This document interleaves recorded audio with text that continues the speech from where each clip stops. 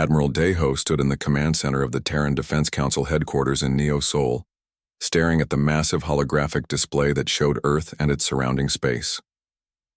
The morning had started like any other day in the year, 2387, with routine patrol reports and supply schedules crossing his desk. Now everything had changed because of a single transmission that came from somewhere beyond the outer planets. The alien message had arrived 20 minutes ago, and the translation computers were still working to decode the strange signals. Daeho had seen many things during his 40 years of military service, including the bloody Martian Independence War, where he had earned his reputation as a tactical genius. But nothing had prepared him for this moment when humanity would make contact with beings from another world. Captain Minsu entered the command center with quick steps, his face showing the same mix of excitement and worry that everyone felt. He had been reviewing the transmission data with the science teams and brought the first real analysis of what they were dealing with. The captain was young but smart, one of the best tactical minds in the fleet. "Admiral, the translation is complete," Minsu said as he activated his portable display unit. "The message comes from something called the Valthran Empire. They claim to control 3 star systems and have been watching us for some time." Daeho nodded and gestured for Minsu to continue. Around them, dozens of technicians and officers worked at their stations, monitoring communication channels and defensive systems. The entire facility buzzed with nervous energy as word of the alien contact spread through the command structure. "What do they want from us?" Daeho asked, though he suspected the answer would not be good news. Minsu touched his display, and a new hologram appeared, showing the translated text of the alien message. The words floated in the air between them, and Daeho felt his stomach tighten as he read them. The Valthran Empire demanded that humanity surrender all military vessels within 72 hours and submit to their rule. If humans refused, the aliens promised to destroy every ship and installation that Earth possessed. "They treat us like we are insects," Minsu said with anger in his voice. "The message talks about how they have conquered other species and how resistance is useless against their power." Before Daeho could respond, Commander Hyejin arrived with her own team of analysts. She had been working in the diplomatic section, trying to understand the cultural context of the alien message. Hyejin was known for her careful thinking and ability to find peaceful solutions to difficult problems. "Admiral, I believe we should attempt negotiations," Hyejin said as she joined the conversation. "This could be a misunderstanding or perhaps a test of our intentions. Many first contact scenarios in our theoretical models involve some form of challenge or dominance display." Minsu shook his head firmly. "Commander, did you read the same message I did? They are not testing us. They are giving us an ultimatum. This is a demand for complete surrender." "But we know nothing about their actual capabilities," Hyejin replied. "For all we know, this could be a bluff designed to make us submit without fighting. Perhaps they are not as powerful as they claim to be." Daeho listened to both officers while studying the technical data that accompanied the alien message. The transmission had been sent using advanced quantum communication methods that were beyond current human technology. It had reached Earth instantaneously from somewhere near the edge of the solar system, which meant the aliens possessed faster-than-light communication capabilities. Dr. So-Young entered the command center at that moment, carrying a secure datapad that contained information about humanity's most secret military project. She was the lead scientist for Project Thunderclap, a weapons development program that had been working on revolutionary new technologies for the past 5 years. "Admiral, I need to speak with you about our defensive options," So-Young said quietly. "The timing of this alien contact might not be coincidental." Daeho raised an eyebrow. "What do you mean, Doctor?" So-Young activated a privacy field around their small group, ensuring that their conversation could not be overheard. "Our long-range monitoring stations have detected unusual gravitational disturbances in the outer system for the past 6 months. We assumed they were natural phenomena, but now I suspect we have been under observation." "You think they have been watching us while we developed our new weapons?" Minsu asked. "It is possible," So-Young replied. "But what they may not realize is that our quantum fold technology has progressed far beyond what we have revealed publicly. The plasma core destroyers we have been testing can theoretically penetrate any form of energy shielding we can imagine." Heejin looked skeptical. Theoretically is the important word, Doctor. We have never faced alien defensive systems. For all we know, their technology could be completely different from anything we understand. So Young nodded, but continued with confidence. True, but the principles of physics should be universal. Our quantum-fold weapons manipulate space-time itself at the subatomic level. No matter what materials or energy fields they use, nothing can withstand an attack that targets the fundamental structure of reality. Admiral Daeho processed this information while watching the tactical displays around the command center.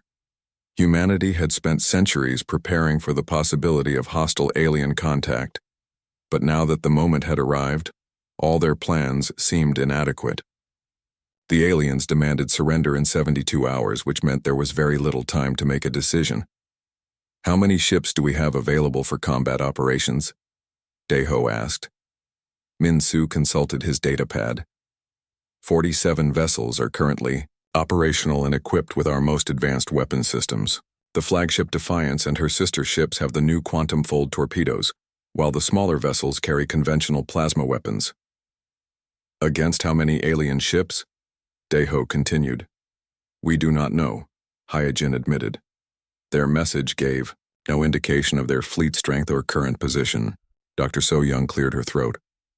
Admiral, I recommend that we send one final diplomatic message to the aliens while secretly positioning our fleet for combat. If they are willing to negotiate, we avoid bloodshed.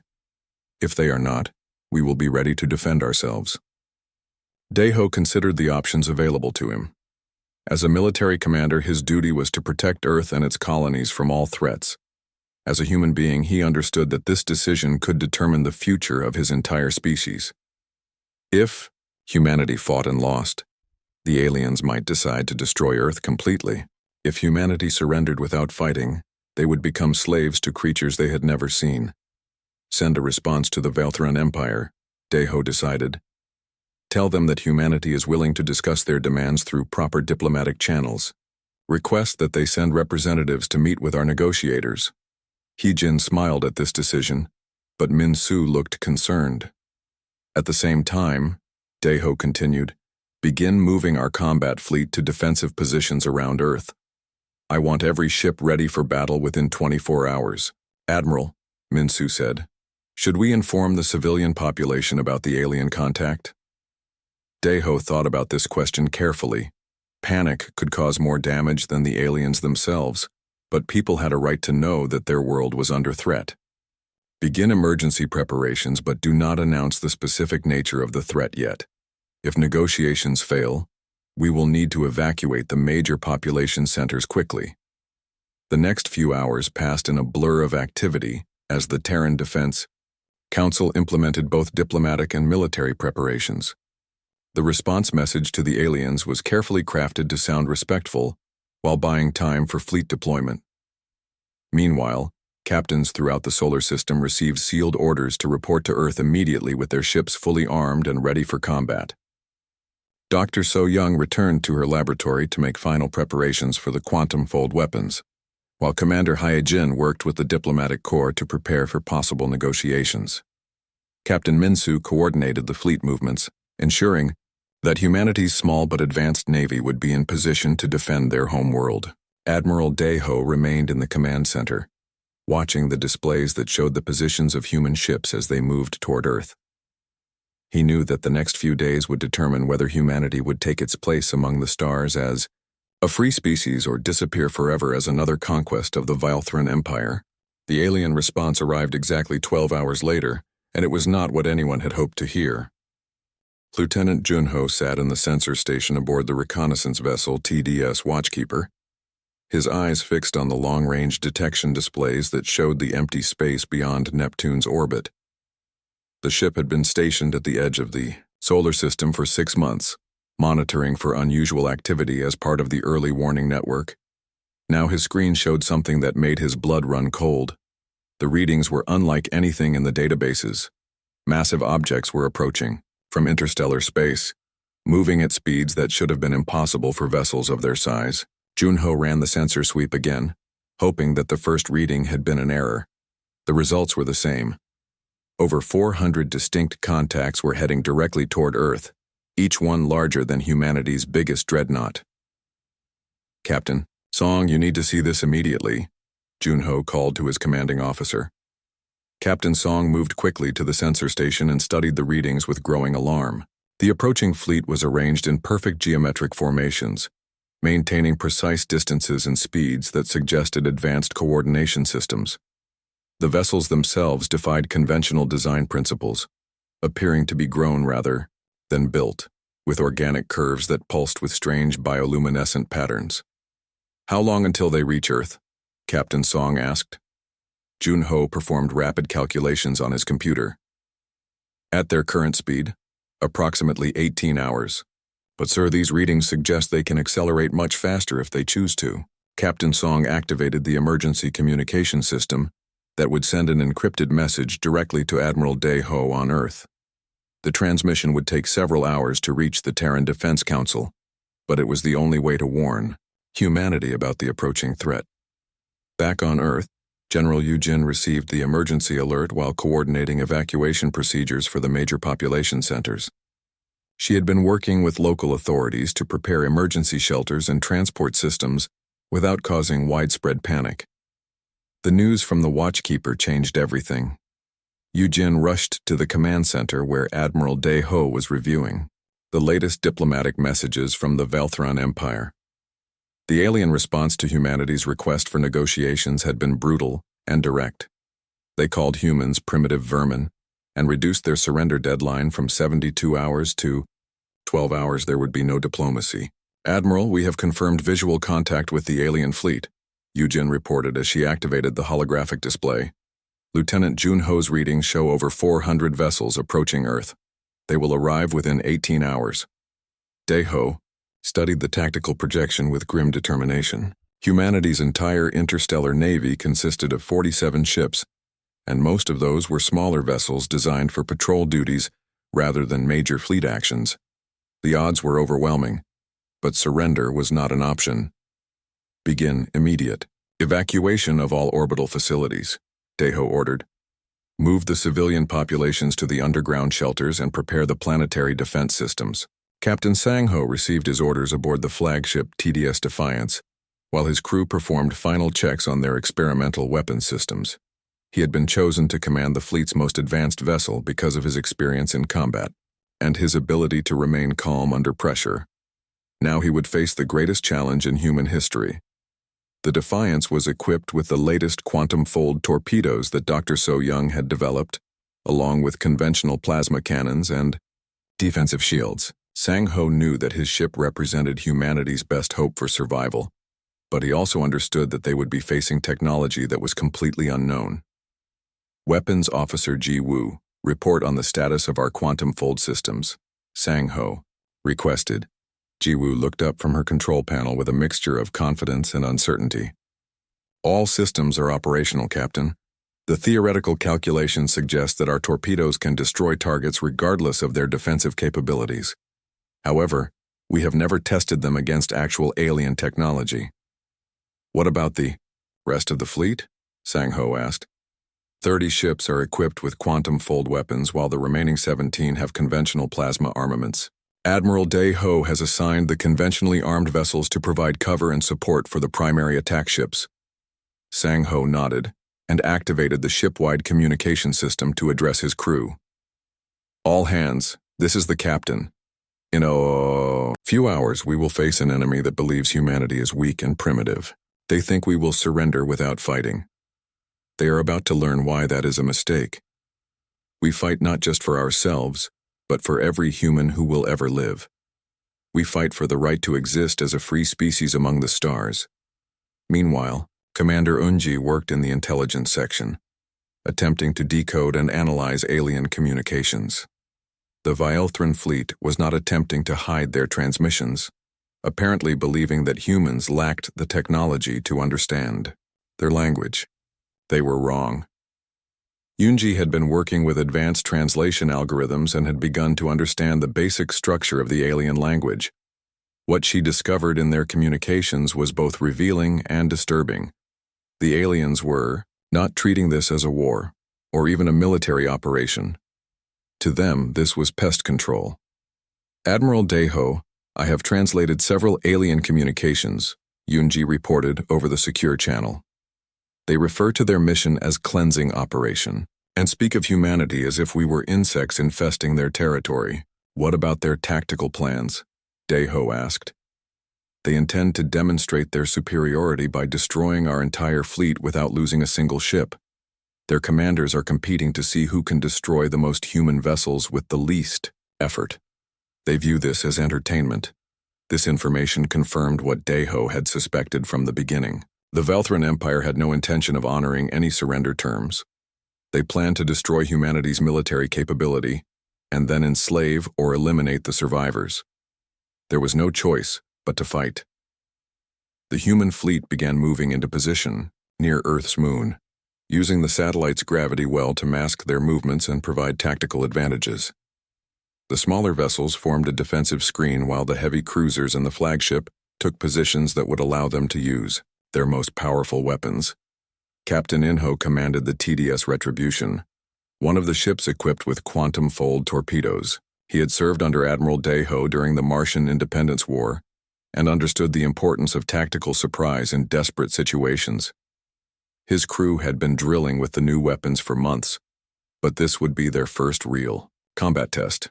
Navigation, confirm our position relative to the quantum-fold targeting grid, Inho ordered. Position confirmed, Captain. We are at optimal range for quantum-fold deployment.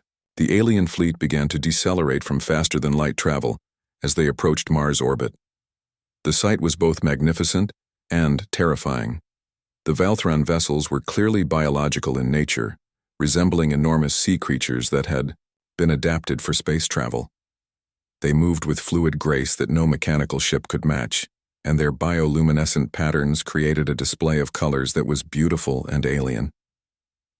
Dr. So Young monitored the approaching fleet from her laboratory on Earth, analyzing their energy signatures and defensive capabilities. The readings were unlike anything she had expected. The alien ships appeared to be living creatures rather than constructed vessels, which explained their organic appearance and movement patterns. Admiral, the alien vessels show characteristics of both biological organisms and advanced technology, So Young reported.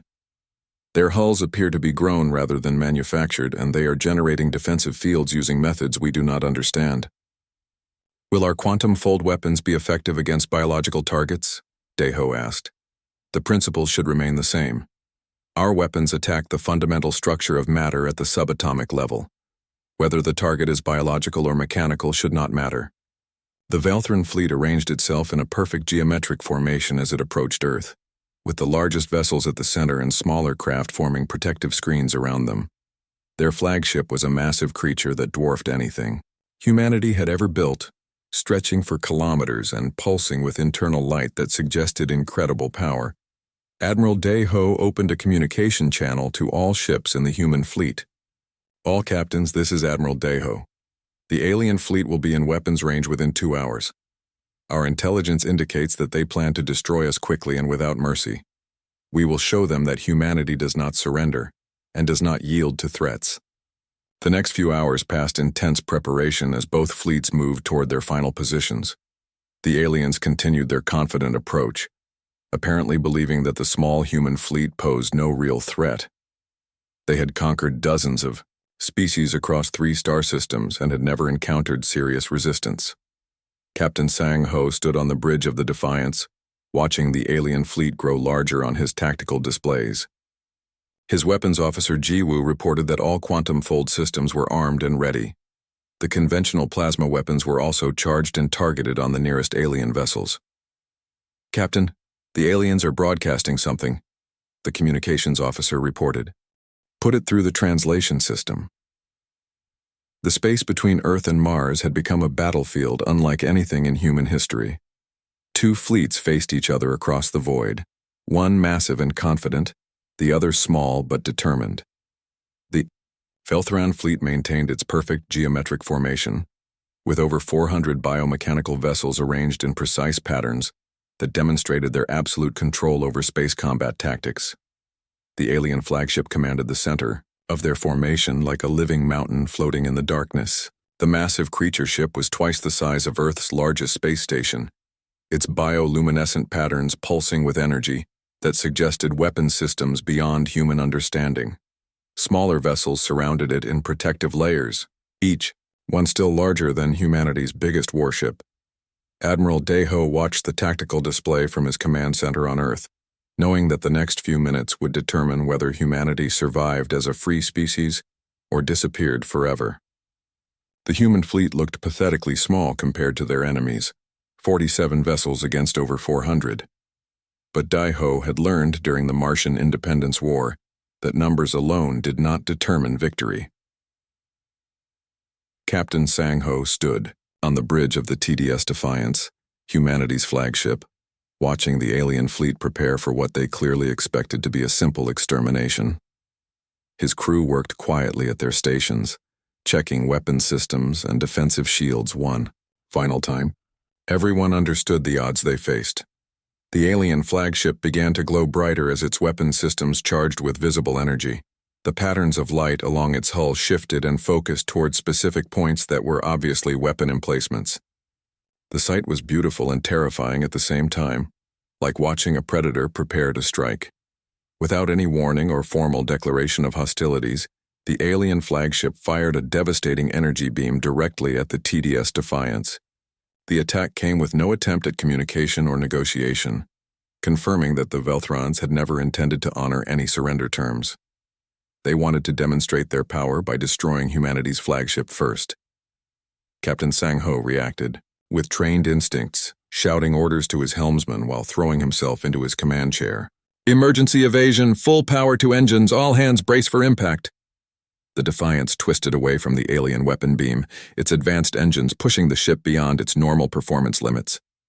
The energy beam passed within meters of the hull, close enough that the ship's sensors registered the incredible heat and radiation. But the beam continued past its intended target and struck the TDS Courage instead. The destroyer, TDS Courage, and its 800 crew members vanished, instantly, vaporized by alien technology that turned matter into energy in a fraction of a second. There was no explosion, no debris field, just empty space where a human warship had existed moments before. Tai Min, the communications officer aboard the Defiance, broadcast humanity's response across all frequencies so that every ship in both fleets could hear. "You wanted to see what humans are capable of, you are about to find out." The Valthran fleet interpreted the destruction of the Courage as proof of their superiority, and began a coordinated assault on the remaining human vessels. Thousands of energy weapons lit up space like a deadly aurora, turning the darkness between worlds into a storm of destructive power. The aliens moved with perfect coordination, their biomechanical ships responding to some form of collective intelligence. The human fleet scattered immediately, using their superior speed and maneuverability to avoid the initial barrage. The smaller human vessels could accelerate and change direction much faster than the massive alien ships, making them difficult targets for weapons designed to destroy larger opponents. But 3 more human vessels were caught by the alien weapons. In the opening moments of the battle, the TDS Valor took a direct hit that penetrated its shields and gutted the ship from bow to stern. The TDS Guardian exploded when alien fire overloaded its reactor core. The TDS Freedom broke apart under concentrated fire from multiple alien vessels. Captain Minsu aboard the TDS Victory watched his fellow captains die while executing the tactical plan that Admiral Deho had developed. The human fleet was not scattering in panic or confusion. Every movement had been calculated and practiced, designed to position each ship at specific coordinates around the alien formation. "All ships, maintain formation Delta 7, Minsu broadcast on the tactical frequency. Execute quantum positioning. Protocol on my mark." The surviving human vessels continued their apparently desperate evasion maneuvers, while the alien fleet pressed their attack with growing confidence. The Velthrons had expected the humans to surrender after seeing the first few ships destroyed. Instead, the human vessels seemed to be fighting with increasing determination. Commander Doyon aboard the TDS Vengeance monitored her ship's position, relative to the quantum fold targeting grid that Dr. So-Young had designed. Every human vessel equipped with the experimental weapons needed to be in exactly the right location for the attack pattern to work. The slightest error in positioning could result in the weapons interfering with each other or missing their targets entirely. Captain Inho commanded the TDS Retribution as it wove between alien weapon beams, his helmsmen pushing their engines beyond safe limits to reach the assigned coordinates. The ship shuddered under the stress of extreme maneuvers, but the crew held their positions and continued their mission. "Captain, we are taking damage to our port shields," his weapons officer reported. "Hull integrity is holding, but we cannot sustain this level of punishment much longer. Hold position until we receive the attack order," Inho replied. "We only get one chance at this." The alien commanders began to show frustration as the human vessels proved more difficult to destroy than expected. The biomechanical ships increased their rate of fire and began to coordinate their attacks more precisely, attempting to trap individual human vessels between overlapping fields of fire. The Valthron flagship focused its attention on the TDS, Defiance, apparently recognizing Sang-Ho's vessel as the human command ship. Multiple weapon systems tracked the flagship as it dodged between asteroids and debris from the destroyed human vessels. Dr. So-Young monitored the battle from her command, bunkered deep beneath the surface of Earth, watching as her quantum fold weapons prepared for their first combat test. The positioning phase was almost complete, with each human vessel reaching its assigned coordinates despite the intense alien fire. "Admiral Dae-Ho, all ships report ready for Thunderclap protocol," So-Young announced over the secure communication channel. Admiral Dae-Ho studied the tactical display that showed the positions of both fleets. The human vessels had arranged themselves in a complex three-dimensional pattern around the alien formation, with each ship positioned to create overlapping quantum fold fields. If the theory was correct, the combined effect would be devastating. "All ships, you are authorized to execute Thunderclap protocol," Dae-Ho broadcast to the fleet. "Show these invaders why humanity will never surrender." Captain Inho received the authorization code and turned to his weapons officer. "Execute Thunderclap protocol. Show these bastards why you never corner a human." The phrase became a battle cry that spread through the human fleet as each captain prepared to unleash weapons that could rewrite the laws of physics. The quantum fold torpedoes had been designed in secret over 5 years of intensive research, based on theoretical physics that pushed the boundaries of human understanding. Ji Woo, aboard the Defiance, armed her quantum fold systems, while Captain Sang-Ho maneuvered his ship into the final attack position. The alien flagship was still firing at them with weapons that could vaporize a city, but the human vessel continued its mission with determination that impressed even their enemies. "Quantum fold weapons armed and ready," Ji Woo reported. "All targeting systems show green. Fire when ready," Sang-Ho ordered. The human fleet did not fire conventional weapons that the aliens could see or defend against. Instead, they activated quantum fold generators that created localized distortions in space-time around each alien vessel. The effect was invisible to normal sensors but absolutely devastating to anything caught within the field. Lieutenant Seok Jin, aboard the TDS Intrepid, watched his tactical display as the quantum fold weapons engaged their targets. The readings were unlike anything he had ever seen, showing energy patterns that seemed to violate several fundamental laws of physics. "Captain Woo Jin, our weapons are showing impossible energy signatures," Seok Jin reported. "Impossible is what we do best," Captain Woo Jin replied with grim satisfaction. "Maintain targeting locks and prepare for second salvo." The Velthran fleet had no warning and no defense against weapons that attacked the fundamental structure of reality itself.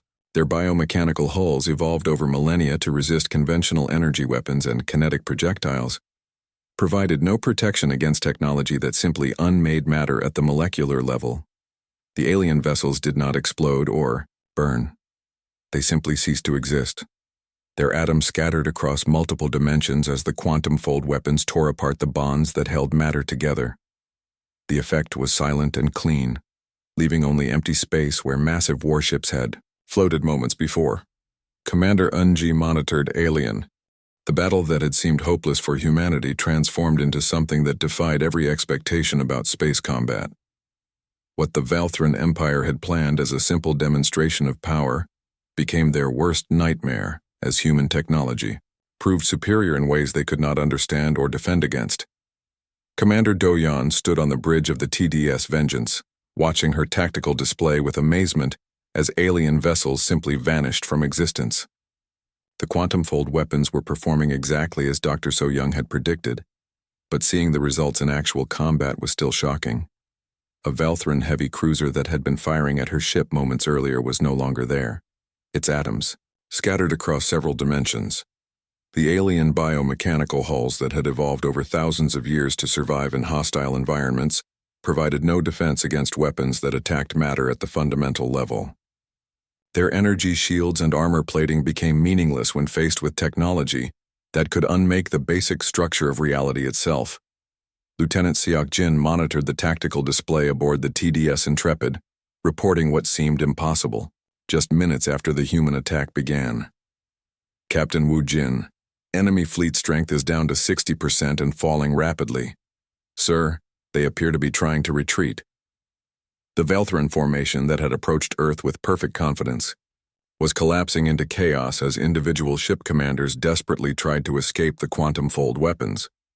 Their collective intelligence system was failing as panic spread through their ranks and vessels began breaking away from their assigned positions. But Admiral Dae-Ho had no intention of allowing the aliens to escape and potentially return with reinforcements or develop countermeasures against human weapons. From his command center on Earth, he issued orders that would ensure the complete destruction of the invasion fleet. All ships pursue and destroy, Dae-Ho commanded. Leave no vessel intact. These creatures came here to exterminate us, and we cannot allow any of them to carry word of our capabilities back to their empire. Captain Sang-Ho received the order aboard the TDS Defiance while his ship continued to target the massive alien flagship. The creature ship was trying to retreat toward the outer system, its bioluminescent patterns now showing what appeared to be distress signals rather than the confident threat displays it had shown earlier. Weapons Officer Ji-Woo, maintain target. Lock on the flagship, Sang-Ho ordered. That thing is the command vessel and we cannot let it escape. Ji-Woo worked at her control station, adjusting the quantum-fold targeting systems to track the fleeing alien command ship. The massive biomechanical vessel was accelerating toward faster than light speed, but the human weapons could still reach it before it escaped the solar system. Target locked, Captain. Quantum-fold torpedo ready for launch. Fire. The quantum-fold torpedo streaked invisibly through space, its exotic matter warhead programmed to create a localized space-time distortion around the alien flagship. When it reached its target, the effect was immediate and absolute. The massive creature ship that had threatened to destroy Earth simply ceased to exist, leaving only empty space and confused energy readings.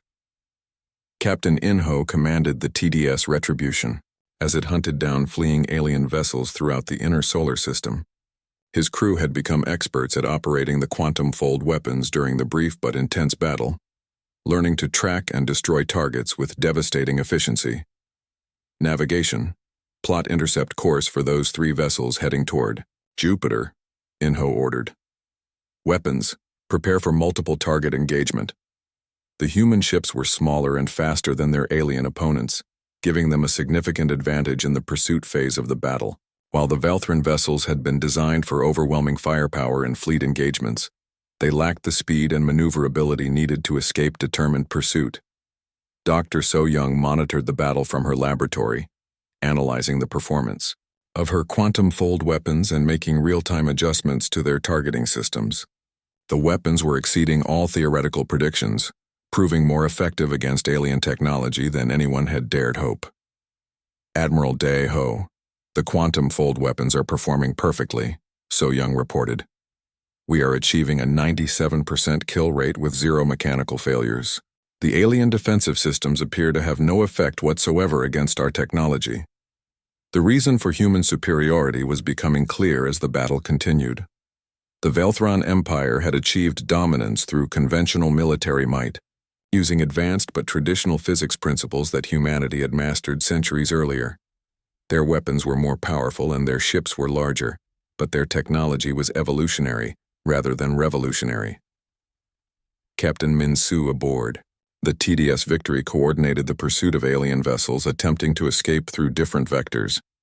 The human fleet had divided into hunting groups, each one capable of destroying multiple alien ships before they could reach safe distance from Earth. Group 3, we have 4 enemy vessels heading toward the asteroid belt, Minsu reported.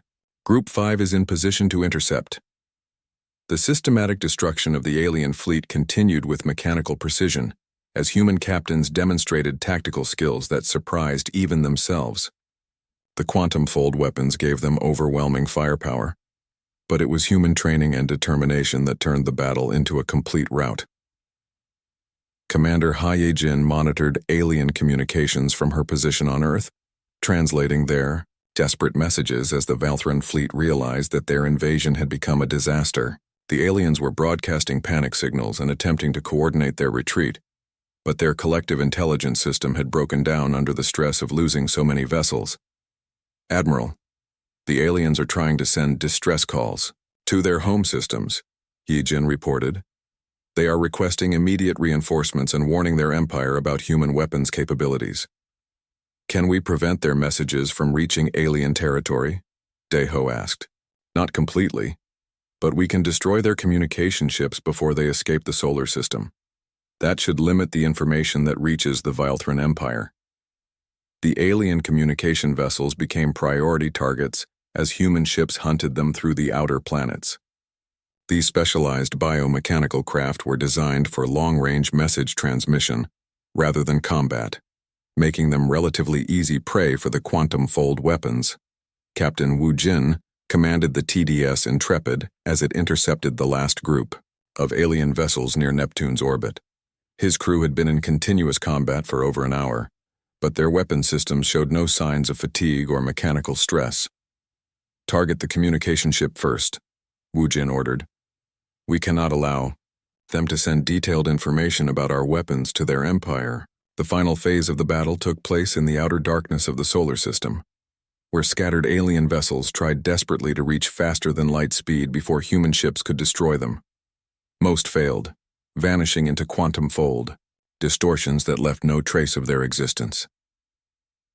Lieutenant Jun-ho remained at his post aboard the TDS Watchkeeper, monitoring long-range sensors for any alien vessels that might have escaped the systematic destruction. His displays showed empty space where the massive invasion fleet had existed less than 2 hours earlier. Captain Song, I am not detecting any intact alien vessels within sensor range, Jun-ho reported. The enemy fleet appears to have been completely destroyed. The battle that the Valthran Empire had expected to win without losing a single ship had resulted in the complete annihilation of over 400 vessels. Human losses were limited to the 4 ships destroyed in the opening minutes, before the quantum fold weapons could be brought into action. Admiral Daeho received reports from all human vessels as they completed their pursuit missions and began returning to Earth. The impossible had become reality through human ingenuity and determination. A tiny fleet of 47 ships had destroyed an invasion force 10 times their size in less than 2 hours. Dr. So-Young began analyzing the wreckage and energy signatures left by the destroyed alien vessels, gathering information that would help humanity understand their technology and capabilities. The exotic matter readings suggested that Valthran science was advanced but limited by conventional physics principles. Admiral, preliminary analysis suggests that the alien technology is several centuries ahead of our conventional capabilities, So-Young reported. However, they appear to have never developed anything equivalent to our quantum fold technology. Their weapons and defenses were completely unprepared for attacks that manipulate spacetime directly.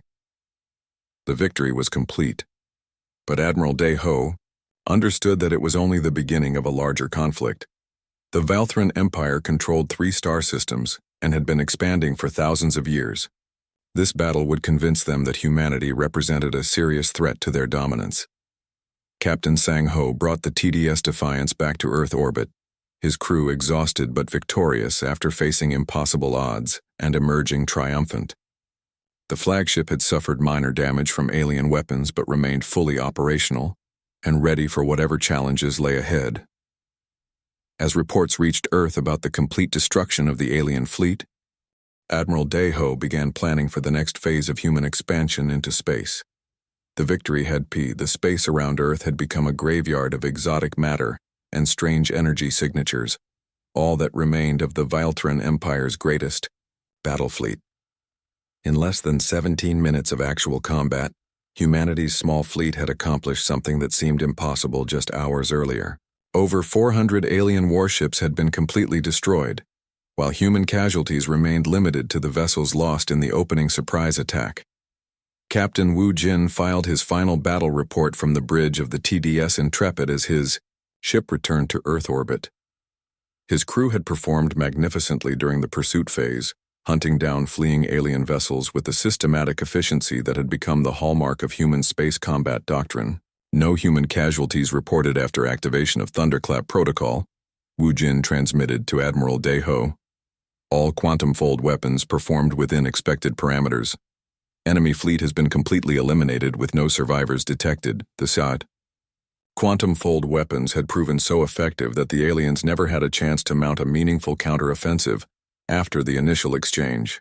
Their conventional energy weapons and kinetic projectiles could not penetrate human defensive shields, while human weapons simply erased alien vessels from existence. Dr. So Young worked in her laboratory beneath the surface of Earth, analyzing the debris fields and energy readings left by the destroyed Velthran ships. Her instruments detected exotic particles and radiation signatures that provided valuable information about alien technology and capabilities. The preliminary analysis revealed something that both impressed and disappointed the human scientists. Velthran technology was indeed advanced, showing sophistication in biological engineering and energy manipulation that humanity had not yet achieved. However, their science appeared to be entirely based on conventional physics principles that human researchers had mastered centuries ago. Admiral Deho, I have completed the initial analysis of alien technology. So Young reported over the secure communication channel. Their weapons and defensive systems are evolutionary developments of principles we understand well. They achieved superiority through refinement and scale rather than revolutionary breakthroughs. This discovery explained why the quantum-fold weapons had been so devastatingly effective against the alien fleet. The Velthrons had spent millennia perfecting conventional technology, making their ships larger and their weapons more powerful, but they had never developed anything that could defend against attacks on the fundamental structure of space-time itself. Their weapons were certainly impressive, Admiral Deho replied, remembering the ease with which alien fire had vaporized human vessels. But impressive conventional technology is still conventional technology.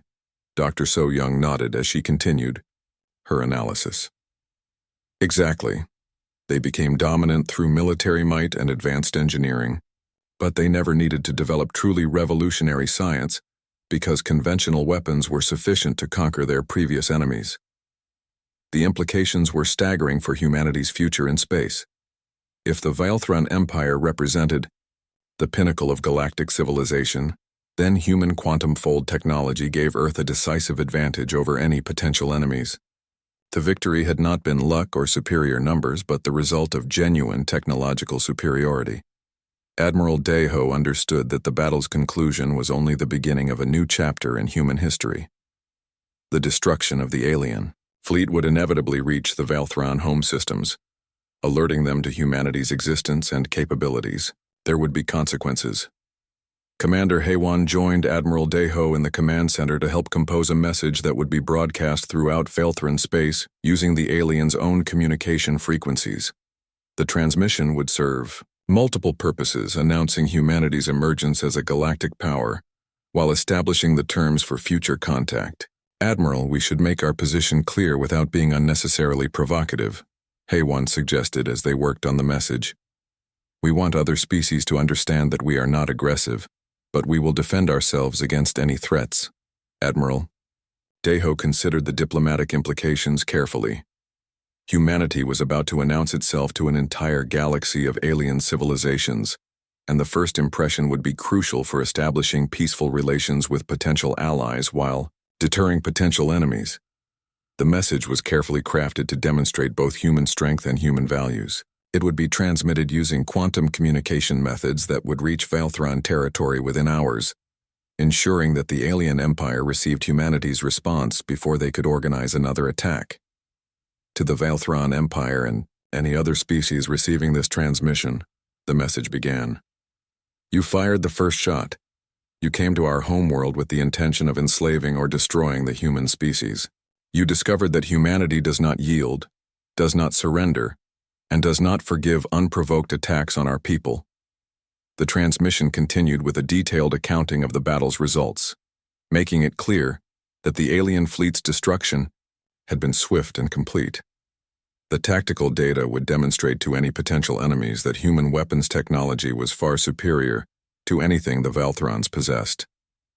Your fleet of over 400 vessels is gone. Your warriors are dead. Your technology has proven inferior to human science. This is not a declaration of war, but a statement of fact. Humanity is no longer hiding in the shadows of our single star system. We are coming to the stars, and we will take our place among them. The message then offered terms for peaceful coexistence while making it clear that humanity would respond decisively to any future threats. To those who would be our friends, you will find us generous allies and faithful partners in trade and exploration. To those who would be our enemies, consider the fate of the Valthron invasion fleet. The transmission concluded with complete tactical data showing the destruction timeline of the alien fleet, 17 minutes and 34 seconds from the first human weapon activation to the elimination of the last fleeing vessel. The information would serve as both a warning and a deterrent to any species considering aggressive action against Earth. Captain Sang-ho supervised the repair of minor damage to the TDS Defiance while his crew processed their victory over overwhelming odds. The flagship had performed magnificently during the battle, serving as both command vessel and primary target for alien attacks. The crew's performance had been exceptional under extreme pressure. Captain, we are receiving congratulations from ships throughout the fleet, Communications Officer Taemin reported. Morale is extremely high and the crew is eager to begin exploration missions beyond the solar system. Sang-ho understood his crew's enthusiasm, but he also knew that the victory had created new responsibilities and challenges for humanity. The species that had hidden behind the safety of their home star for centuries was now exposed to the attention of galactic civilization. The response to humanity's message came faster than anyone had expected. Within 6 months of the battle, representatives from multiple alien species approached Earth with diplomatic immunity flags and offers of peaceful contact. Word of the Valthron fleet's destruction had spread throughout local space, creating both fear and curiosity about human capabilities. Ambassador Hyun-ju was selected to handle humanity's first formal diplomatic contacts with alien civilizations. Her background in interspecies psychology and conflict resolution made her the ideal choice for establishing relationships with beings who might have completely different thought processes and cultural values. The first successful treaty was signed with the Zephyrian Republic, a democratic alliance of several species that had been resisting Valthron expansion for decades. The Zephyrians approached Earth with genuine offers of mutual cooperation and technology exchange, seeing humanity as a potential ally against imperial expansion. The Zephyrians are offering to share their faster-than-light travel technology in exchange for access to our quantum fold research, Ambassador Hyun-ju reported to the Terran Council. They have also provided star charts showing the locations of over 50 inhabited systems within our local galactic region. The treaty negotiations revealed that humanity's victory over the Valthron fleet had fundamentally altered the balance of power in local space. Species that had lived in fear of imperial conquest were now eager to ally themselves with the newcomers who had demonstrated such devastating military capabilities. Meanwhile, the Valthron Empire's response to their fleet's destruction was exactly what Admiral Daeho had predicted. Within 3 months, imperial representatives approached Earth under diplomatic protection, offering immediate peace terms and war reparations. The empire that had demanded humanity's surrender was now begging for mercy. The Valthron peace delegation brought offers of tribute payments, technology transfers, and territorial concessions in exchange for guarantees that humanity would not attack their home systems. The Empire's leadership had realized that their conventional military forces could not defeat human quantum fold weapons, making continued conflict suicidal. Dr. So-young found herself at the center of a new age of scientific discovery as alien species